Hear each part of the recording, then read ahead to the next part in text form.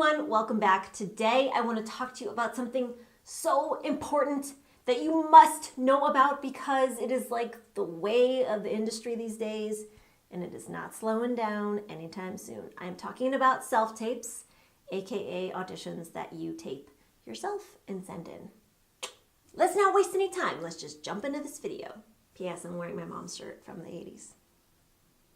So, of course, the traditional way of auditioning is to go in physically to the casting office and do your audition in front of the casting director. That's the way it's been for ages and ages and ages, and just in the past, I would say 6 to 7 years started to really change. Really ramped up in the past 2 years and is now like gold standard of auditioning. So, you know, that old way, I don't want to say old, it still happens, of course. I mean, I had 2 auditions last week where I actually got to go in, but basically when you go in physically to the casting office, there are so many reasons that is happening less and less. A lot of it has to do with time. Back when I started auditioning, you would get your sides emailed to you probably 3 days before the audition, and you had a couple days to work on it, and they had a long time to cast the project. Because of the ease of technology these days, producers are really taking advantage of that and giving casting directors a lot less time to cast projects, a lot less time. So that means they have less time to see people. Obviously, if it's a huge role like a series regular in a TV show, they're going to need to see people in person and they're going to have to be screen tested in person and all that.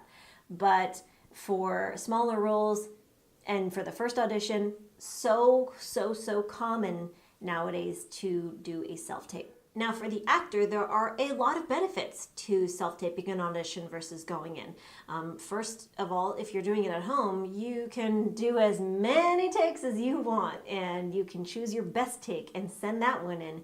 And if you flub a line, like I just did, if you flub a line, you can redo that take and they'll never know about it. So that's kind of cool. Also, you can audition for any casting director in the world, basically. Like if there's a project that's casting in Atlanta, you can still audition for it because you can just send in your tape. Another cool thing is you can make the audition yours a little bit more.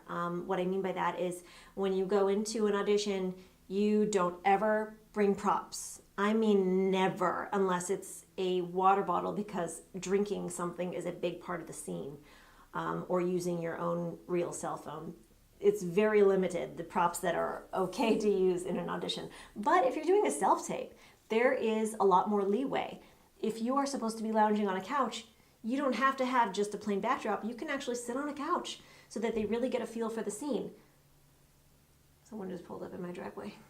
Okay, sorry, I'm back. I just got distracted for a second.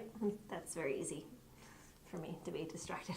So I was saying there's a little more leeway even with props. Don't go crazy. Don't watch this video and then be like, oh, well, Angie said I should bounce on a real trampoline in my audition. Just, don't go crazy. But yes, there is a little more leeway to make the scene a little bit more real for you if you're doing a self-tape. So with every positive, there is a negative, and there are some negatives to doing self-tapes as well. You don't get to go into the room, which means they don't get to meet you and they don't get to read your vibe that you're giving off in the room. I personally feed off of that kind of energy when I'm auditioning in person, and it really keeps me on my toes. And if you're doing a self-tape at home, sometimes the energy can feel very flat. I would always advise standing up if you can in an audition that's self-taped, because there's something about energy that when you're standing, it's just a little bit more alive, and when you're sitting, it can really get sucked out of the scene, and then they're watching it like.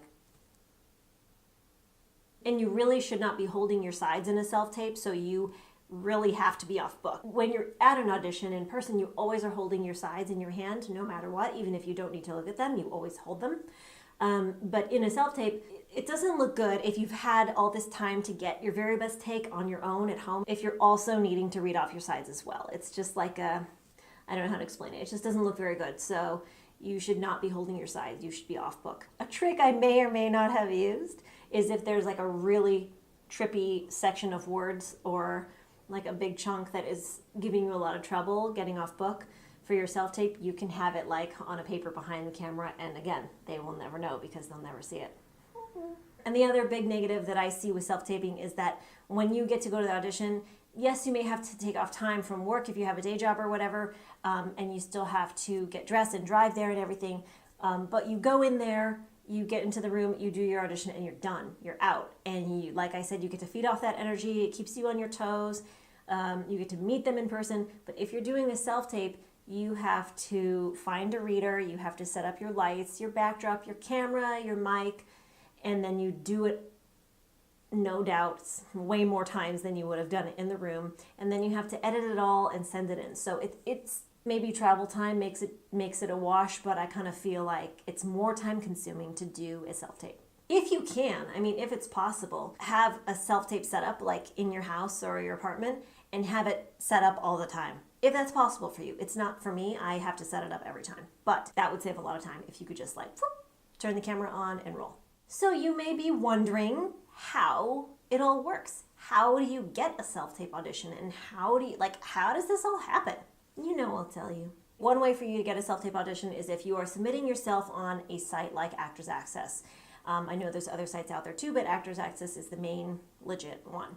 So you submit yourself for an audition, and then the casting director likes your headshot, likes your resume, and then they might ask you to put on tape, and then you send it through Actors Access, or they might give you an email to send it directly to. A lot of times there's a lot of instructions with how to slate and do all that stuff. It is really popular for smaller projects, independent projects that don't have a ton of money to work with, to be doing self-tapes, because that way they don't have to rent a space, they don't have to hire a casting director, they can just have you send in your self-tape, and they saved a ton of money and a lot of time, because if you're, an independent project, you also don't have the luxury of time on your hands. The other way that you might get a self-tape audition is through your representation. Your agent or your manager has seen a role that's right for you in the breakdowns, and they submitted you, and then the casting director sends them an email or calls them and asks them to have you self-tape and send it in. Once in a while, your reps will see a role that's really right for you, and maybe they've pitched you and the casting director is not seeing people right now or whatever reason, but they're like, I'm telling you, this is your role. You got to put this on tape. That actually did happen to me once, where there was a series regular role of a TV show being cast, and my manager saw it and knew that it was right for me. They had seen a bunch of girls already, and he called and he's like, look, they've been looking for this role for a really long time. This is your role. You've got to put it on tape. And I did, and I tested for that role. They don't have time to see everybody in the world. And at the time, I just didn't have enough credits for a series regular role to be considered for that. So they didn't want to see me. And then when they saw my tape, they were like, okay. Make sure you're on the same page with your reps, that you're not just doing self-tapes in the hopes that they'll get sent. And you never ever want to send unsolicited or unrequested tapes, and that goes for your agents as well. And you never ever send a tape to a casting director directly yourself from your own email. I mean, if you got the balls to do it, go ahead, but I don't advise it. They don't like it. So after you have sent in your self-tape, there are a few possibilities of what could happen next. Possibility number one, you hear nothing. And that's okay. The other possibility is that they call you in to go in front of them for a callback, and maybe they have you read in front of the director or the writer, or maybe they have you do like a chemistry test with another actor, or they could give you notes and have you tape it again, or you could just book the job. And if you don't hear anything right away, don't be upset, because I have had things that I've self-taped and didn't hear anything back about them for over a month, like almost 2 months. So don't stress about it. As I always say, do your audition and then let it go.